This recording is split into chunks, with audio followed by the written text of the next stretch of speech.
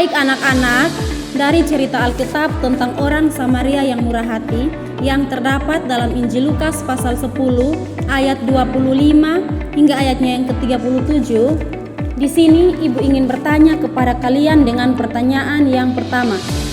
Apa yang dilakukan orang Samaria ketika dia melihat pria yang terluka? Baik, Yulvita silahkan menjawab.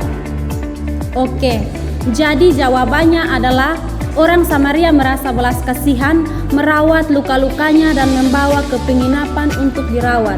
Pertanyaan yang kedua, siapa yang pertama kali melihat pria yang terluka tetapi tidak membantunya?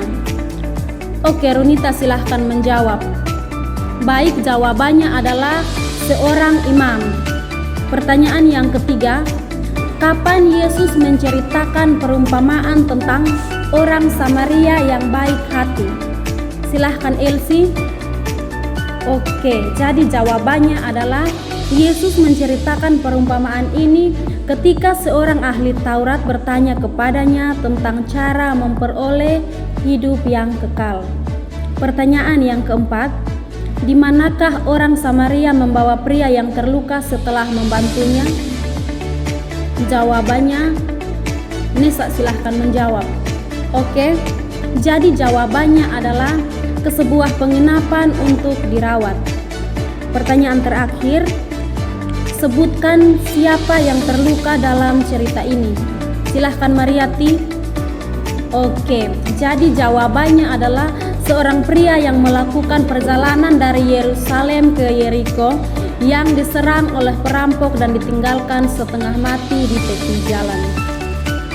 Oke, baik anak-anak. Jadi, dari cerita Alkitab tentang orang Samaria yang murah hati yang terdapat dalam Injil Lukas pasal 10 ayat 25 hingga ayatnya yang ke-23, di sini ibu ingin bertanya kepada kalian dengan pertanyaan yang pertama, mengapa perumpamaan ini penting bagi ajaran Kristen?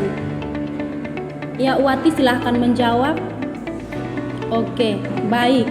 Jadi jawabannya adalah karena perumpamaan tersebut mengajarkan tentang nilai kasih, belas kasihan, dan tanggung jawab moral terhadap sesama yang merupakan inti dari ajaran Yesus. Pertanyaan yang kedua, bagaimana sikap imam dan seorang Lewi ketika melihat pria yang terluka? Ya, baik, Yandri silahkan menjawab. Oke, jawabannya adalah mereka melewati jalan di seberang tanpa memberi bantuan. Mereka menunjukkan sikap ketidakpedulian. Pertanyaan yang ketiga, mengapa perumpamaan ini penting dalam ajaran Yesus? Baik, Runita silahkan menjawab. Oke, jawabannya adalah perumpamaan ini mengajarkan bahwa kasih kepada sesama tidak terbatas pada latar belakang atau status sosial dan tekanan pentingnya belas kasihan.